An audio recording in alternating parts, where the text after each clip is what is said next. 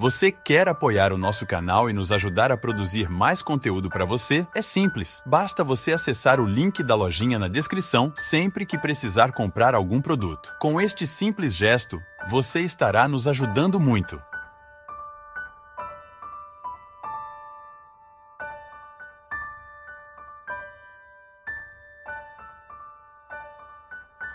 Responder de maneira qualificada à vida. A vida nos faz muitas perguntas, né? É a pergunta do poeta Drummond de Andrade ao José: e agora, José? A festa acabou? Aquilo ali é um dilema existencial lindo de ser visto. A vida nos faz pergunta, faz para mim, faz para você. E aí a resposta que nós damos? Qual é a qualidade dessa resposta? É o que nós estamos falando. É disso que nós estamos refletindo. É sobre isso que nós estamos refletindo. A maneira como eu reajo no momento que a vida me coloca na parede, que me apresenta uma situação de limite. Faça de tudo para você responder com qualidade. Essa vida é única, ela precisa ser bem vivida. Nós precisamos aperfeiçoar cada vez mais essa resposta que nós damos às questões humanas. Olha aqui um exemplo de uma pessoa que está respondendo de maneira muito, mas muito bonita a vida, que é a dona Eni Viana, uma senhora que tem 95 anos, e veja que belezinha na cartinha dela para mim.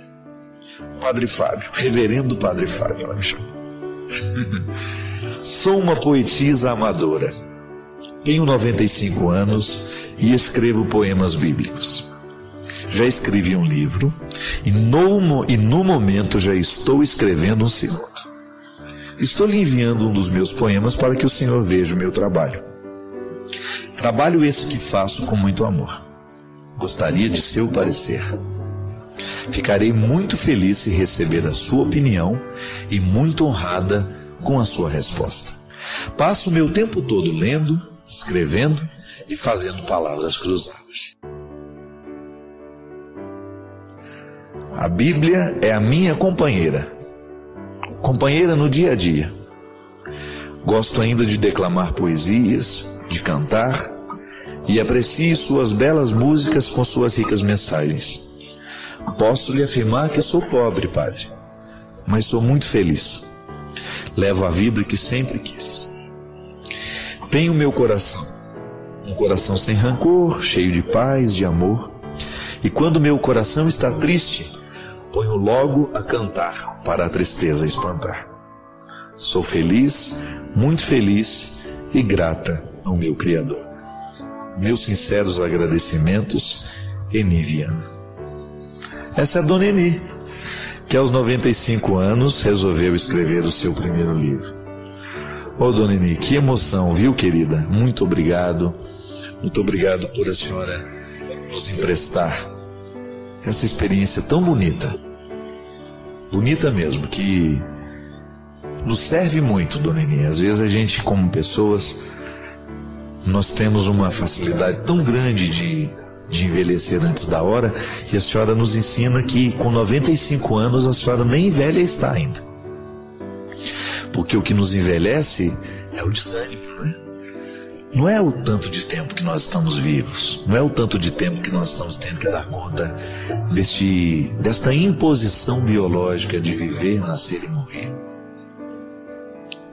O que nos envelhece, dona Eni, são os rancores que nós vamos guardando no coração, né? O que nos envelhece são os nossos pessimismos. E a senhora nos ensina isso. O que nos envelhece são as nossas mentiras. O que nos envelhece são os nossos desamores, os nossos abandonos. E mesmo a senhora vivendo num lar de idosos, a senhora demonstrar tanto gosto pela vida. Continuar ainda elegendo as coisas do alto como o seu pão cotidiano. Continuar elegendo a poesia divina como o alimento da sua alma. Continuar elegendo o bom da vida, como nós dizíamos aqui no início do programa, dona Eni. Combatendo o bom combate. E quando a senhora combate o bom combate aí, no cantinho da senhora, neste lugar que os nossos olhos não alcançam agora, Eu não posso nem imaginar o rosto da senhora, mas a senhora não sabe o bem que a senhora me faz ao me fazer uma partilha dessa. Que isso renove dentro do meu coração, dona Nini, o meu primeiro compromisso com a vida, que é dar conta de ser quem eu sou, né? A senhora aí alimentando o projeto do seu segundo livro. E enquanto a senhora alimentar projetos dentro do coração da senhora, dona Nini, a senhora não vai morrer, a senhora não vai envelhecer. Pode até morrer, porque todos nós vamos ter que morrer, mas a senhora pode ter certeza que a senhora vai morrer vivendo. Porque quem alimenta esse sonho dentro do coração, dona Nini, faz a transformação, faz essa revolução lindíssima dentro de si. E nós precisamos disso o tempo todo. Realizar essa revolução, né? Para a gente não perder o brilho, para a gente não perder a alegria, para a gente continuar tendo a satisfação de enfrentar a vida, para a gente ter condições de receber a luz, como a senhora falou de maneira tão bonita no poema. De que adianta ter a luz se eu não a recebo? Não é? De que adianta ter a luz do sol lá fora se eu não abro a janela do meu quarto? De nada adianta eu saber que o dia está bonito se eu não permito que a beleza do dia venha visitar a minha vida. E às vezes nós fazemos isso com a gente, né? Às vezes você faz isso com você. Não permite que a luz do dia visite a sua vida. Não permite que o bom da vida venha acontecer dentro de você, sabe? Pense nisso, que você é um território onde o bom da vida pode acontecer. Por que só o mal muitas vezes acontece dentro de nós?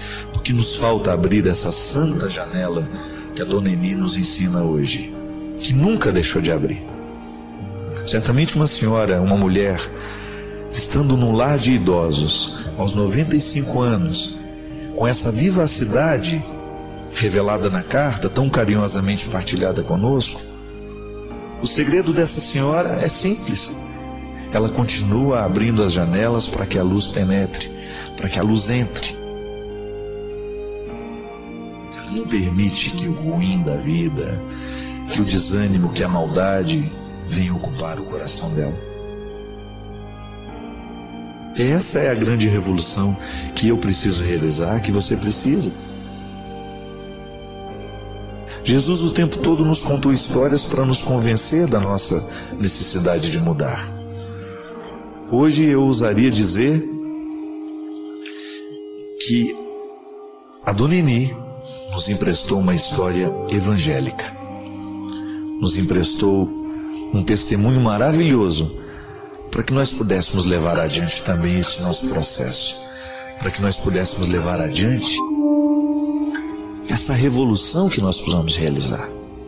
Ser feliz, ser homens e mulheres inteiros, integrados em Deus, dispostos a tornar o mundo cada vez mais um lugar melhor.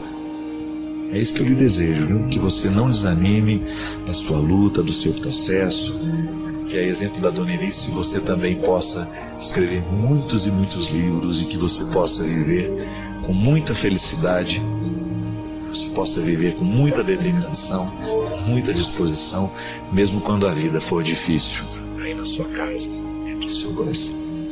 Porque às vezes a gente fica olhando para o Evangelho de maneira muito apaixonada, muito romântica, e a gente não percebe a crueza que é a proposta do Evangelho.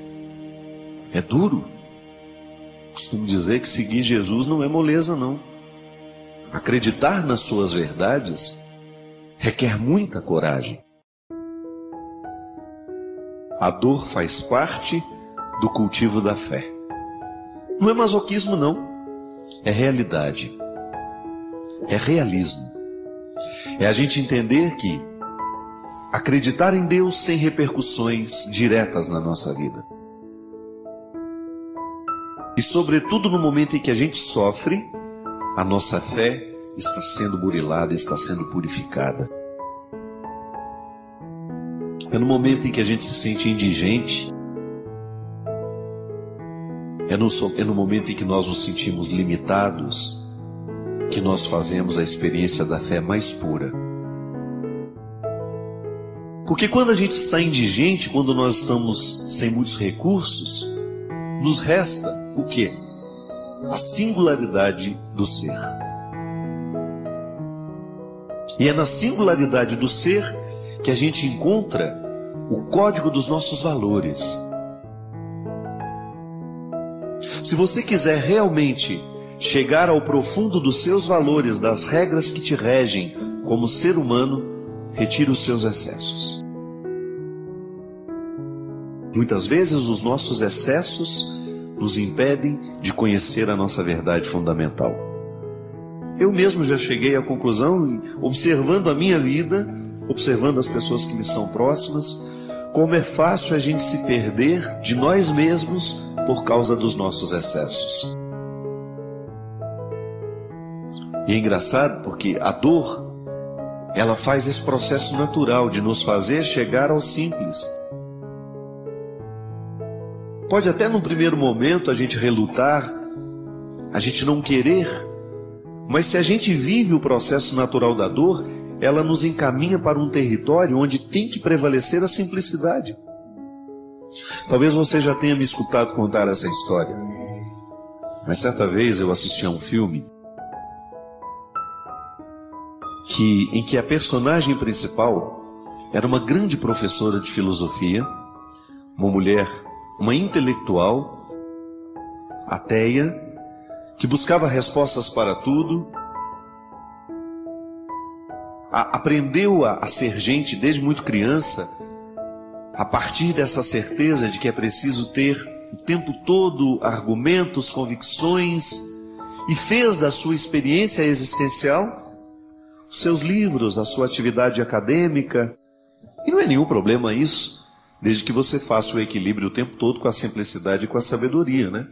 O bom intelectual é aquele que consegue ter o tempo, fazer da sua vida uma experiência racional, equilibrada, inteligente, mas ao mesmo tempo aberto para a sabedoria, para a simplicidade, para as artes, para o equilíbrio emocional, para o equilíbrio espiritual. E aquela mulher era manca, porque ela só tinha inteligência. Ela só sabia ser ela mesma a partir dos livros e dos argumentos. Uma professora brilhante na universidade, palestrante que viajava pelo mundo afora, falando sobre filosofia, de repente é acometida por um câncer. E o filme constrói aquela experiência de mostrar o desenvolvimento da doença na vida daquela mulher.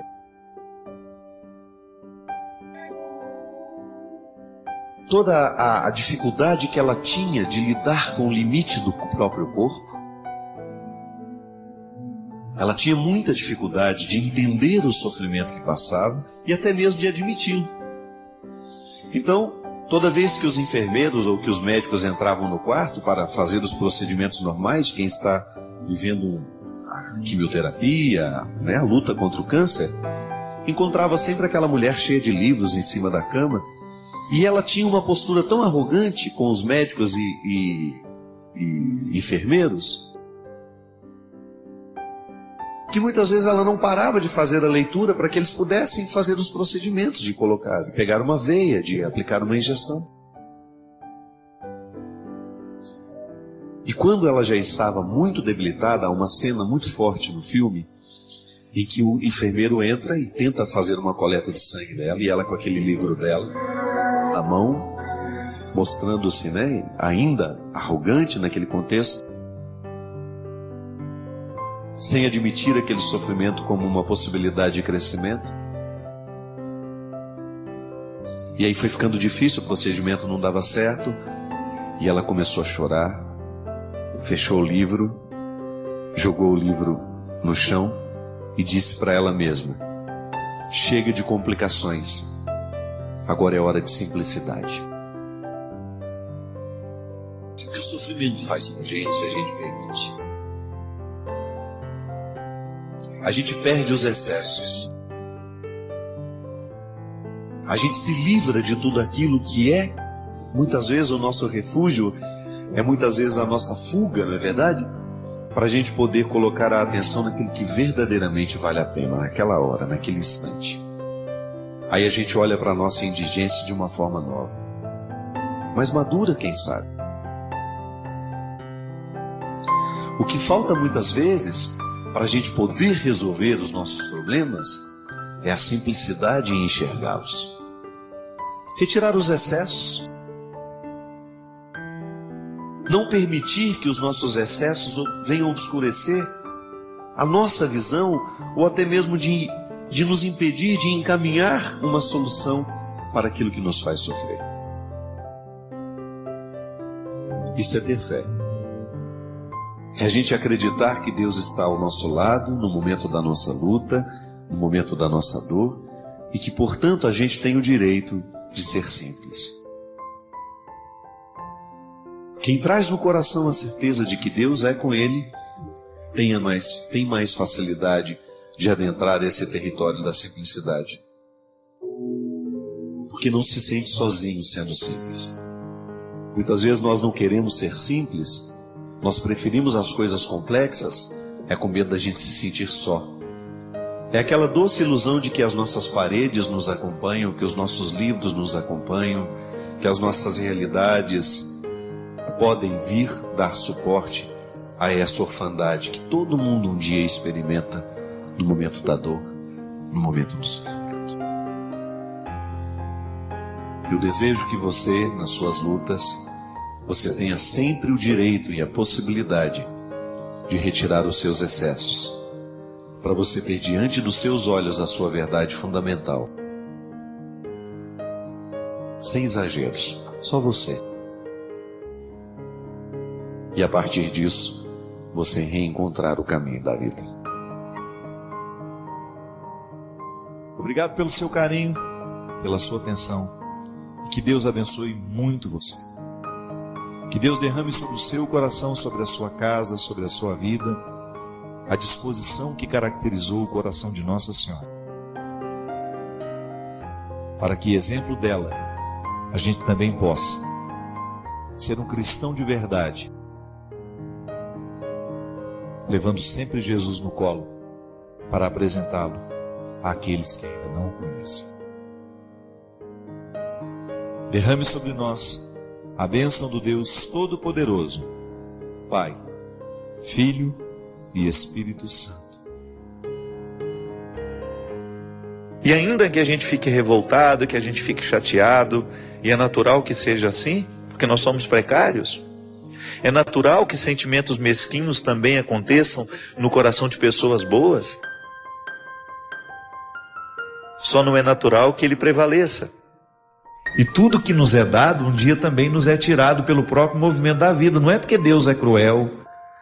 Não, é porque é um movimento natural da vida.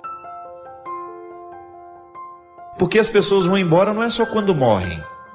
Tem mãe que tem uma dificuldade muito grande quando o filho vai se casar, por exemplo. Quando um filho resolveu montar o próprio apartamento, ela cai de cama, deprimida, toma 3, 4 antidepressivos, só porque o menino foi embora. Não é assim, César? Conhece gente assim? Eu conheço assim um monte. Por quê? Estão com medo de viver a adaptação de um novo tempo, de olhar para aquela casa e ver que não tem todos mais aqueles filhos correndo para lá e para cá, mas que você pode descobrir dentro de você situações que você ainda não pôde viver porque a casa estava cheia de gente. Aí você começa a se beneficiar com a casa vazia. Não é tão ruim assim. Ah, padre, você fala isso porque não é com você. Eu sei. Mas eu também experimento a minha solidão. Eu sei como é positiva essa solidão quando bem administrada. Às vezes a nossa visão prática é a maneira que nós temos de ser cruéis e justificados pelo bom senso. Não é assim? Não é assim que muitas vezes nós somos cruéis com o outro? quando, amparados no nosso bom senso, nós nos sentimos de ter o direito de ter uma visão prática. Pode observar na sua vida. Você pode até estar muito satisfeito com tudo que você alcançou, mas isso não é o suficiente para lhe manter em pé. Sua alma carece de mais conquistas. E não importa que você esteja com 80 anos, a gente nunca deixa de conquistar. Há sempre alguma coisa que mereça o nosso empenho. Ainda que possa parecer pequeno, é empenho. Vale a pena ir buscar. Ainda que eu já esteja no fim da minha vida, eu nunca quero deixar de buscar. Porque é essa busca que nos mantém vivos. Recruta dentro do seu coração a resposta que não nos vem facilmente. É a resposta que a própria vida vai nos dando. A gente não pode se iludir. Muitas perguntas que a gente faz ao outro, não é o outro que vai nos responder. É o próprio movimento da vida, minha gente. É a vida que nos responde. Quantas coisas eu quis que os outros me dissessem e os outros não eram capazes de me responder naquele momento, e eu fui me adaptando a não ter respostas e fui convivendo com a minha não resposta, e de repente tudo estava respondido dentro de mim sem que alguém abrisse a boca. Por quê? A minha resiliência, a minha capacidade de me adaptar àquela situação foi o instrumental, foi o trem por onde me chegou a resposta. A resposta viaja para chegar até nós. E qual é o trem, qual é o veículo por onde a resposta viaja? O próprio tempo. Espere o tempo de Deus para você, sabe? Espere essa dor se acomodar dentro do seu coração. Nós passamos tanto tempo rezando, às vezes nós passamos tanto tempo fazendo sacrifícios, jejuando, fazendo isso e aquilo, gestos religiosos, vamos à missa, vamos ao culto. Toda essa luta nossa religiosa para poder um dia ter o direito de dizer que nós já temos um coração que sente pelo menos alguma coisa do que Jesus sente. Todo o empenho da religião, do processo religioso em nós, é para nos dar condições de dizer isso. Hoje eu consigo sentir, ainda que seja só 10% do que Jesus foi capaz de sentir. Que era justamente a capacidade que ele tinha de se identificar com os imperfeitos, de amá-los, de não rejeitá-los, de querê-los por perto, de curá-los, de fazê-los amigos. Porque isso é que conta, minha gente. Não é o tanto de resposta que nós achamos, mas é a condição que a gente tem para prosseguir. A vida é assim.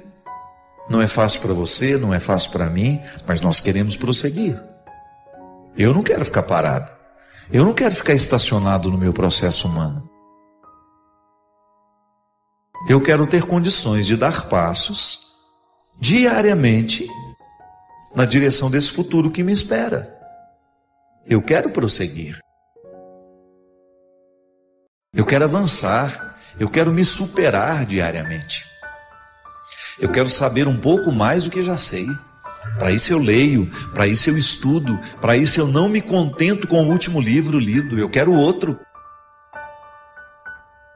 O que nos move é a gana. Bem administrada, é claro, né? Senão vira ganância. A gana, o desejo, a vontade de ir além. E o que é o desejo? É a satisfação? Não é não. O desejo não é a satisfação, o desejo é a ausência. O que me move não é o que eu tenho, o que me move é o que eu não tenho. E isso é fantástico. O que nos move como pessoas não é o que nós já alcançamos, é o que ainda não temos que nos move. E quando eu falo de oração, minha gente, compreenda da maneira mais ampla, da oração mais tradicional até aquela satisfação que o seu coração sente de repente, de saber que você está conectado a Deus. Que Deus faz parte da sua história. Que você o reconhece presente no seu caminho, na sua história. Tudo isso é orar. Viver pode ser uma oração. Desde que você amanheça o dia e se disponha a viver bem, a fazer bem às pessoas que você vai encontrar, a não ser um peso para o outro, a ajudar o mundo a ser melhor, tudo isso é rezar. Aí veja bem, a nossa oração também tem duas dimensões. Aquela reverência a Deus, eu reconheço Deus como meu Salvador, meu Senhor, a Ele presto louvor, culto. Mas quando me encontro com as pessoas, eu preciso também recordar que o louvor que agrada a Deus é o amor que eu amo, é o perdão que eu concedo, o abraço que eu dou, não é assim? Não é nenhum problema a gente errar um com o outro, às vezes a gente erra, mas é tão nobre a gente reconhecer, olha, me desculpa, me perdoa, isso é orar. Isso é louvar a Deus. Não foi Jesus que disse? Antes de apresentar a oferenda, vai e reconcilia com seu irmão, com seu amigo que você está meio brigado, né? Com aquele que você já não fala há tanto tempo, com aquele que você guardou rancor, ódio, ressentimento. Porque a vida sempre vai nos oferecer esses dois pilares. É a transcendência e a imanência de Deus. Eu posso elevar os braços para o céu, louvar a Deus, mas eu preciso saber que meus pés continuam presos nesse chão. Não é? A cruz tem a dimensão vertical, mas ela também tem a dimensão horizontal. Se você olhar para o lugar em que Jesus foi crucificado, lá você tem fé no homem, fé em Deus. Um traço nos aponta para o céu, onde nós permitimos que o nosso coração vá sempre, que ele transcenda, que ele saia, né, que ele voe longe, que ele busque a eternidade. Mas por outro lado existe um outro traço nos mantendo no horizonte da história. A cruz é essa metáfora.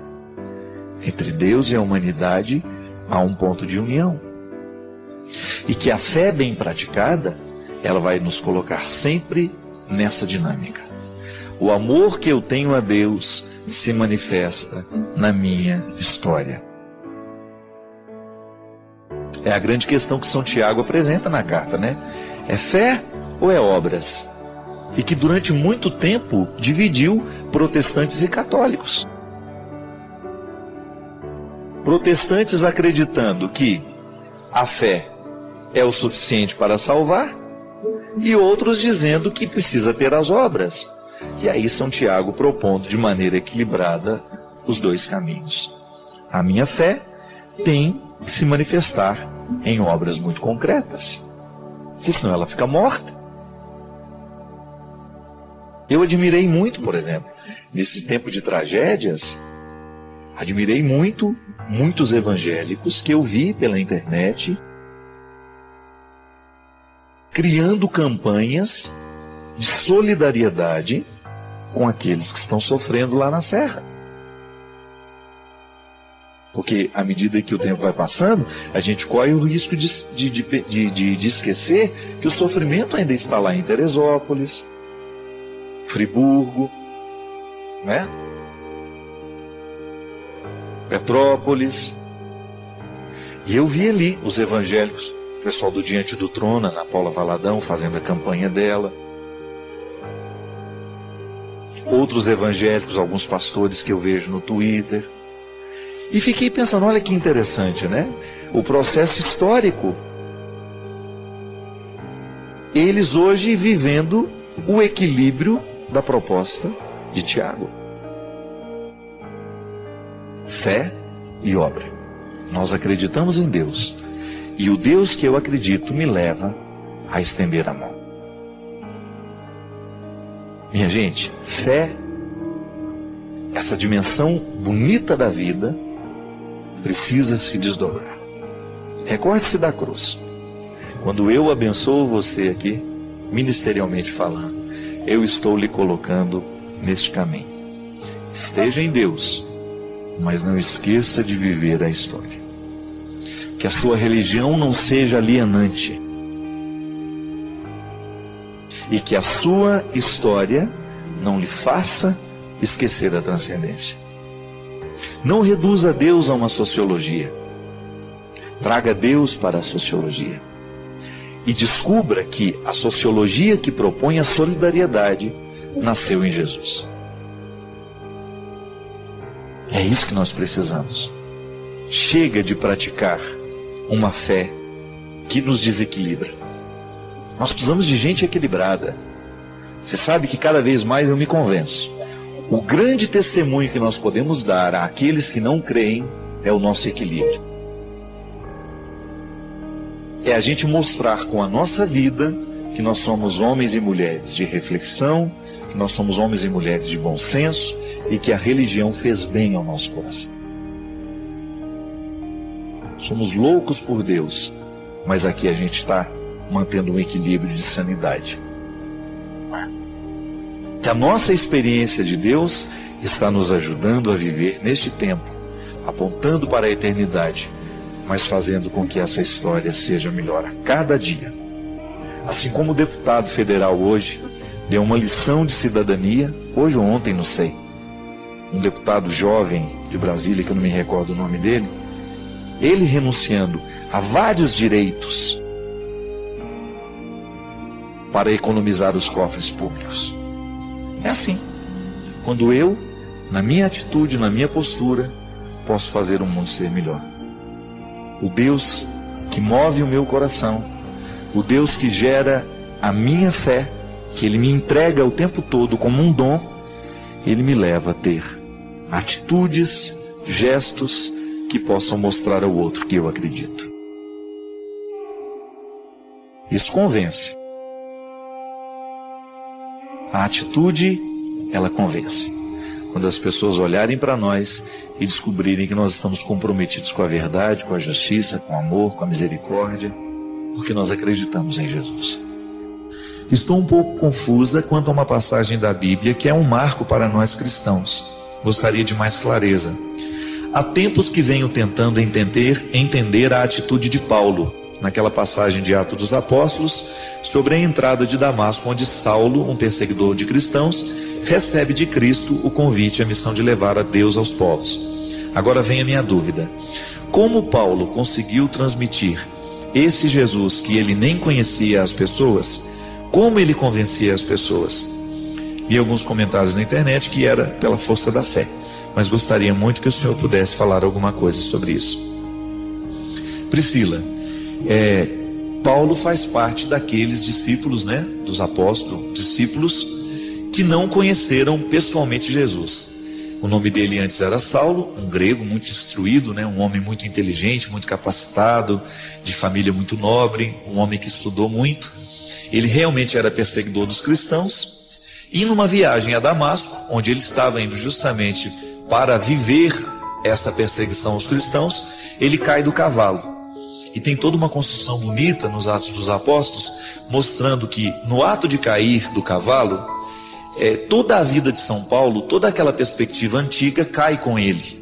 O homem que deita ao solo, É até interessante porque nós também, quando ficamos padres, nós também deitamos no chão, num gesto de que deita o homem, levanta-se o padre. Modifica-se dentro de nós, pela força do sacramento, a perspectiva da vida. Modifica-se o horizonte de sentido. Isso é bonito, é uma expressão que na filosofia a gente usa muito. O horizonte de sentido é tudo aquilo que faz parte da vida de uma pessoa. O que é o sentido? É aquilo que nos ajuda a identificar os valores. Isso para mim tem sentido, isso é, eu me defino a partir deste valor. Jesus não era nenhum valor para São Paulo, porque ele só tinha escutado falar dele. Ele conhecia aqueles que diziam ter se encontrado com Jesus e terem as suas vidas transformadas. E é a essas pessoas que ele persegue. No momento em que ele cai, ele também fica cego, toda essa metáfora da cegueira, da queda, está justamente para mostrar que o acontecimento, Jesus, invadiu Paulo de uma outra forma. Ele não teve a oportunidade de conhecê-lo pessoalmente, mas ele foi impactado pela verdade do Evangelho. Por que isso é importante dentro da Sagrada Escritura e dentro também daqueles que são os discípulos e os primeiros seguidores de Jesus? Essa presença de alguém que não conheceu, mas se torna também um legítimo discípulo, é um jeito que a igreja tem também de demonstrar pela força da revelação, que isso é um acontecimento, de que eu tenho também o direito de ser discípulo de Jesus, mesmo não tendo me encontrado com ele. Que você, Priscila, mesmo não tendo sido impactada pela força material de Jesus, você foi tocada e impactada pela força espiritual, que é justamente a força dessa primeira comunidade, que vai se manifestando no tempo, que vai se firmando na história e que mais tarde se torna a igreja. Então, minha filha, nós temos duas formas, nos Atos dos Apóstolos, duas formas de discipulado: aqueles que realmente conviveram com Jesus e que são os apóstolos, e aqueles que se tornaram discípulos, ou porque ouviram a pregação de Jesus, estiveram com ele também, ou porque ouviram a pregação daqueles que estiveram com ele. Então você tem um discipulado diferente, mas não é menos precioso, né? Claro que isso deu problema, claro que na primeira comunidade eles certamente deviam ter um ou outro preconceito com aqueles que não tiveram o contato físico com Jesus. Mas é bonito a gente ver, por exemplo, toda a teologia, ela gira muito em torno dos ensinamentos de São Paulo. Então você pode entender que a força da teologia, a força desse processo de revelação de Deus pela força do conhecimento, né, de uma ciência que nós podemos investigar, ela nasce da experiência de alguém que não encontrou-se pessoalmente com Jesus, materialmente, mas encontrou-se misticamente. Porque isso faz com que a igreja continue nesse movimento místico do ressuscitado, que é uma presença mais do que concreta. Porque senão, se a igreja se restringisse apenas àqueles que viveram ao lado da pessoa de Jesus, o Verbo encarnado, nós não teríamos continuidade. A igreja que nasceu de um homem e que morreu pelo processo da vida, aquele que é vivo morre, mesmo sendo Deus, o mistério encarnado morre, mas ressuscita. E aí o ressuscitado continua movendo o coração dos vivos. Eu não preciso ter uma experiência material de Jesus para acreditar na sua força. Este é o testemunho de São Paulo, que, ao meu ver, é muito mais bonito do que aquele que viu. Onde é que está a fé? A fé mora naquele que não viu. O que viu, ele não precisa ter uma experiência de fé muito profunda. Ele viu o acontecimento. Mas nós, quando não vimos e acreditamos na palavra daqueles que viram, nós estamos inteiramente no campo da fé. Então, quando nós temos essa experiência de Paulo como sendo o movimento, a experiência da igreja, poderíamos dizer assim: São Paulo é o exemplo da experiência mística que nós, igreja, fazemos do Cristo, porque ele também não encontrou-se pessoalmente com Jesus. Ele fez a experiência do ressuscitado. Por isso a queda do cavalo, isto é, o meu mundo caiu, a minha perseguição deixa de ser importante, porque eu agora sou um adepto daquele que eu perseguia. É muito interessante, porque inclusive até o nome dele é modificado.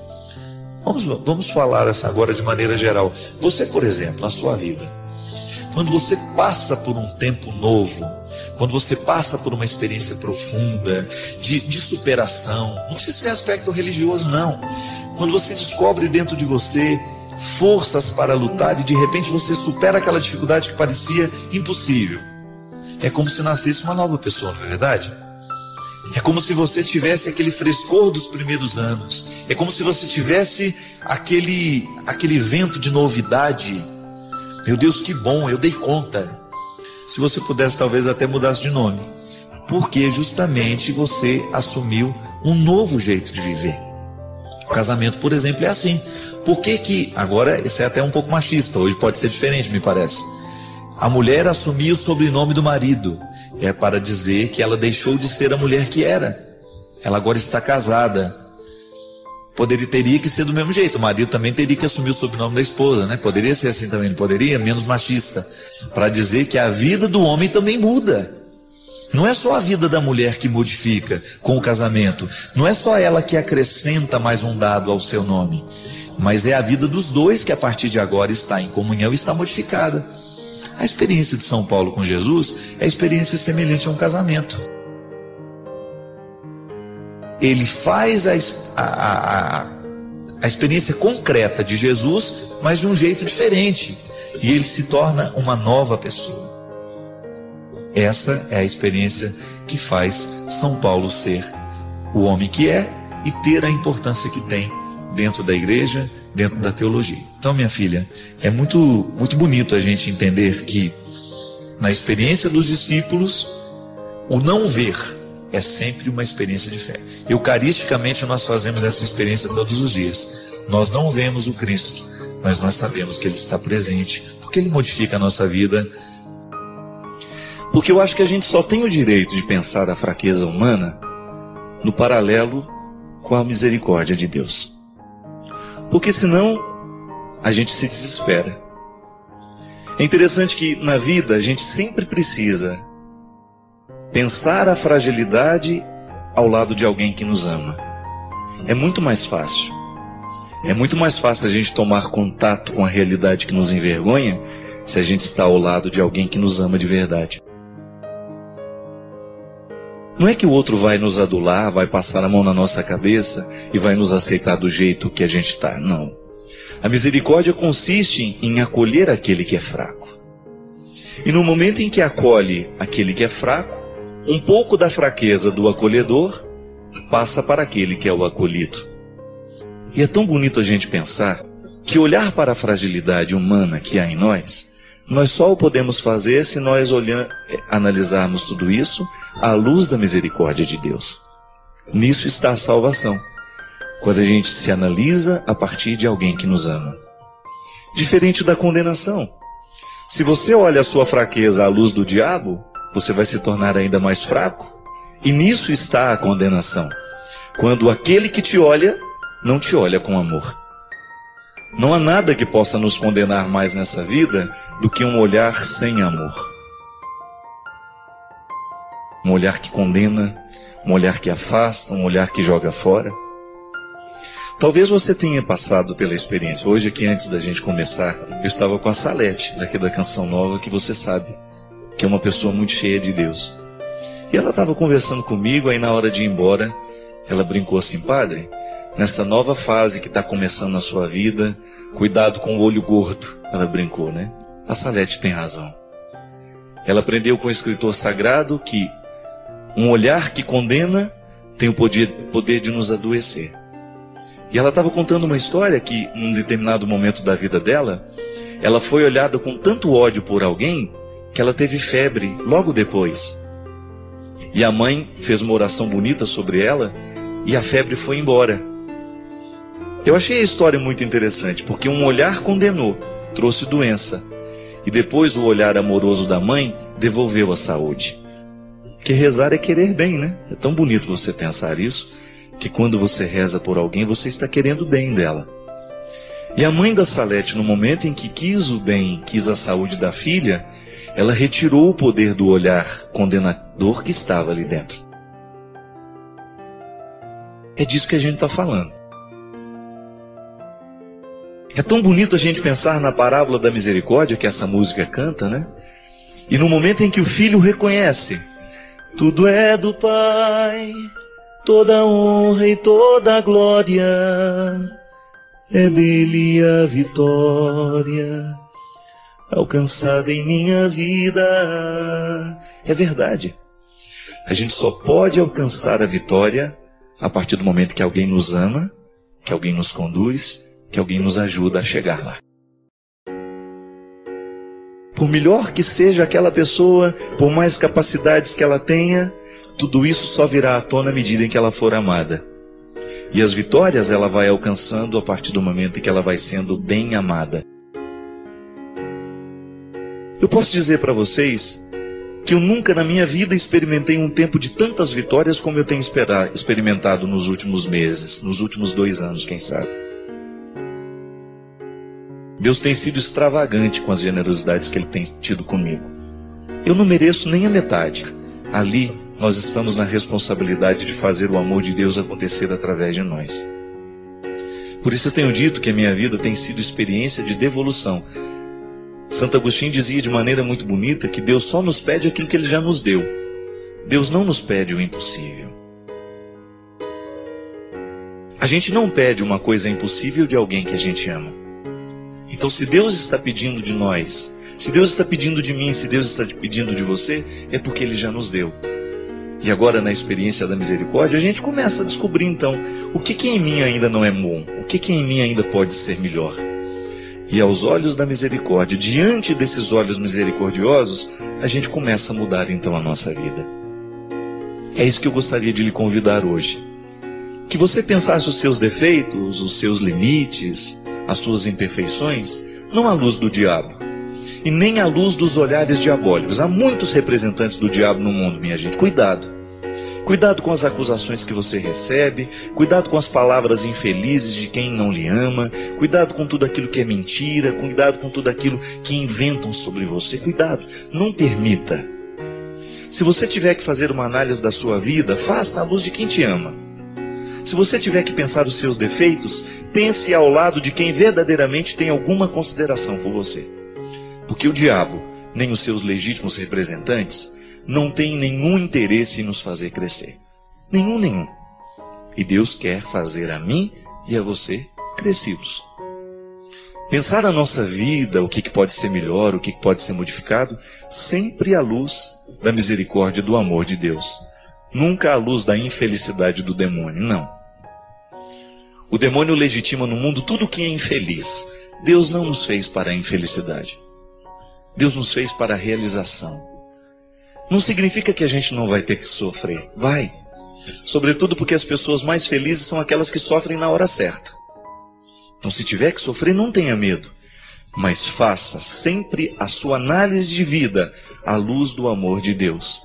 E nunca à luz da sombra da condenação do diabo. É um pedido que eu lhe faço.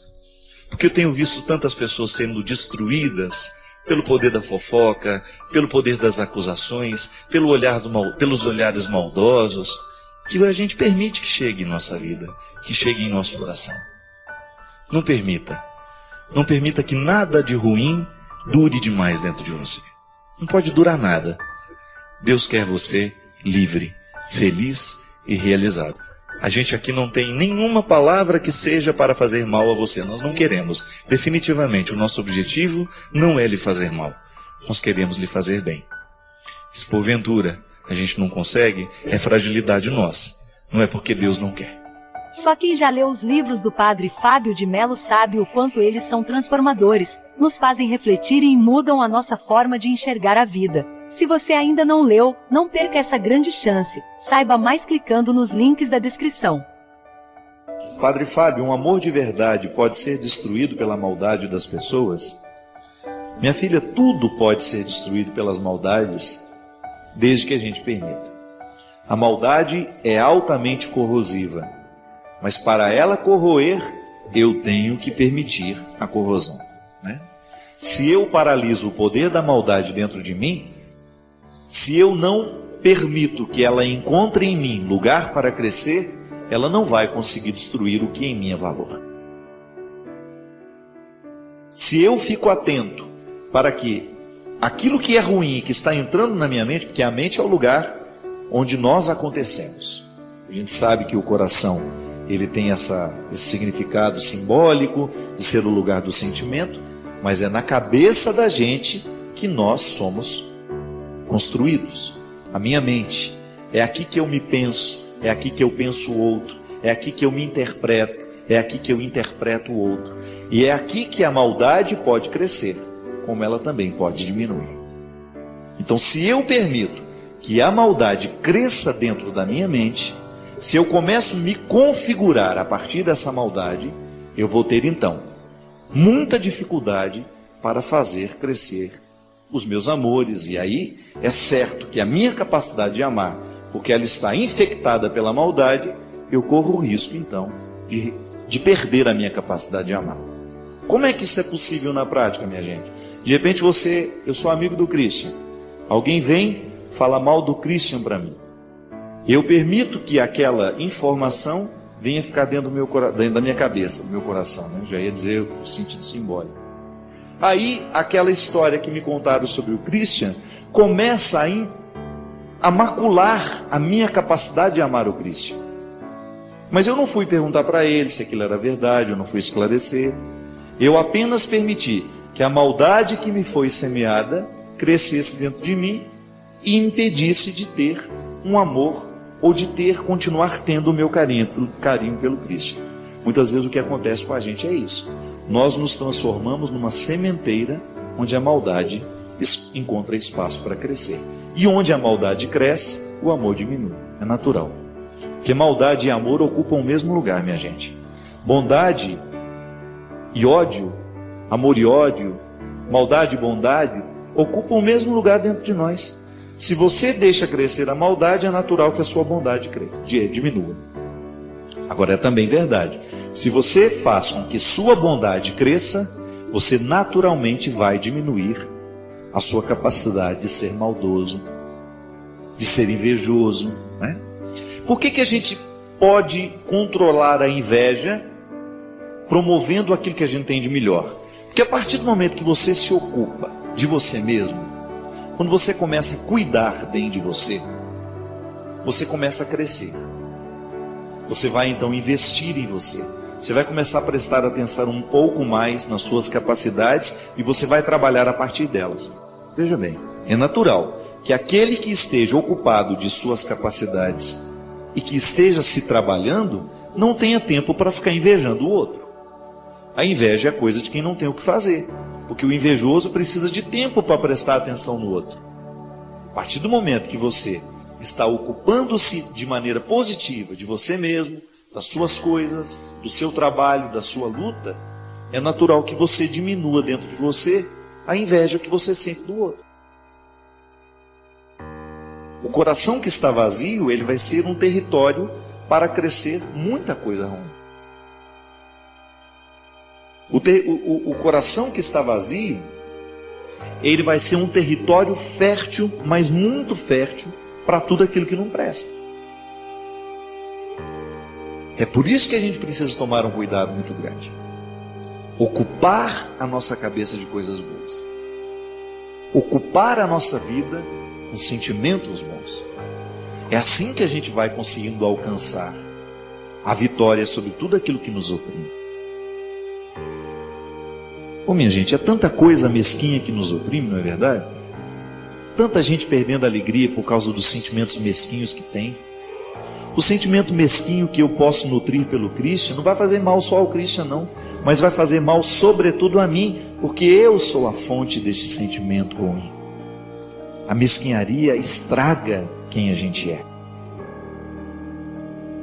E essa oportunidade de viver, ela é única. Nós não podemos desperdiçá-la com mesquinharias. A gente precisa ser na vida de quem passar por nós uma lembrança feliz. Mas não é só para deixar neles as marcas, não, em quem passou por nós, não. Porque na verdade a marca que a gente deixa é apenas uma consequência da vida bem vivida que a gente viveu. Ao hoje ter a recordação feliz da Dona Lourdinha, para mim, foi uma oportunidade de revisitar essa convicção. Quem vive bem, fará bem à vida das pessoas que por ela passaram. E eu acho que isso é o melhor prêmio que nós podemos receber na vida. Esse é o melhor reconhecimento que nós podemos receber. Quando você souber que você foi uma lembrança positiva na vida de alguém. Alguém sorriu no momento que lembrou de você, por aquilo de bom que você fez, pelo momento leve que você proporcionou, pela leveza que a sua amizade representou. pelo tempo bom que você proporcionou àquela pessoa no momento em que você esteve com ela. É o que Jesus fez. Jesus marcou definitivamente todas as pessoas que passaram por ele. Por quê? Porque Jesus transformava as pessoas. Transformou Lázaro, transformou Madalena, transformou Simão, transformou Paulo, que nem o encontrou pessoalmente. Se transformou tanta gente, por que não pode transformar a mim e você? E o mais bonito, ao transformar a mim e a você, nos coloca como protagonistas no tempo, com possibilidade de transformar também aqueles que passarem por nós. A oportunidade de visitar a vida da pessoa, ainda que seja com o nosso olhar, com uma frase, com um gesto, com um sorriso. A oportunidade de entrar no tempo do outro e de oferecer a ele esse amparo afetivo e espiritual, sem exageros, sem dependências. Você ser para o outro esta lembrança feliz. E o outro ser para você esta lembrança agradável. Quando você um dia estiver velhinho aí, eu também, e a gente poder revisitar o nosso passado, entrar nos cômodos, os mais distantes no tempo, e você poder reencontrar através da saudade pessoas que nunca mais morrerão dentro do seu coração, porque elas fazem parte, elas estão registradas na sua história, como alguém que um dia, ao realizar um gesto, ao dizer-lhe uma palavra, ou até mesmo um olhar acompanhado de um sorriso, entrou para as suas recordações e lhe deixou uma marca que não há nada, absolutamente nada, que possa ser, que possa remover, que possa retirar de você. Você sabe que é isso que eu lhe desejo, né? Ao lhe oferecer esse Jesus que eu acredito, eu quero lhe oferecer essa possibilidade de você se tornar uma pessoa marcante,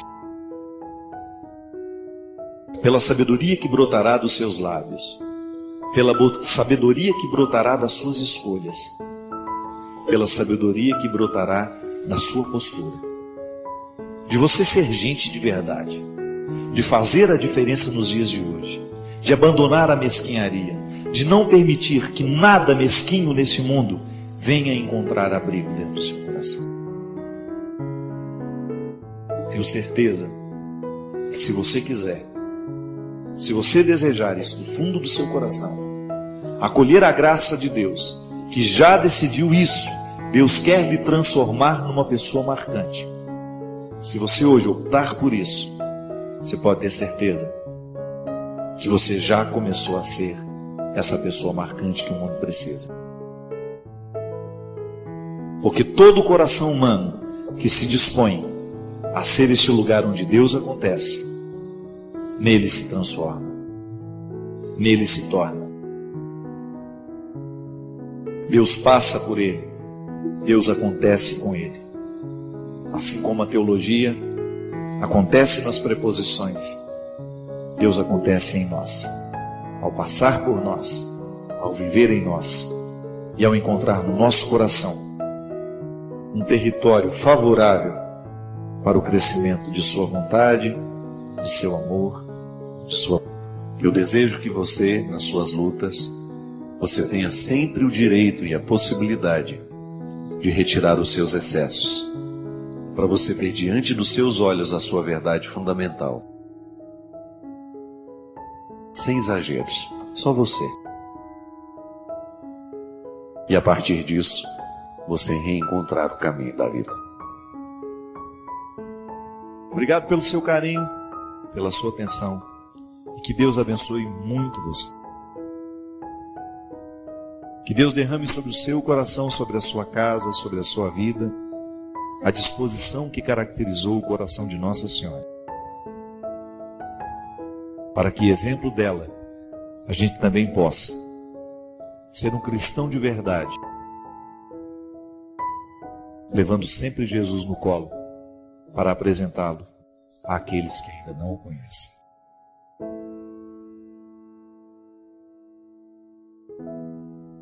Sua opinião é importante para nós. Comente abaixo. Inscreva-se para mais conteúdo enriquecedor e ajude-nos a espalhar essas mensagens positivas compartilhando este vídeo.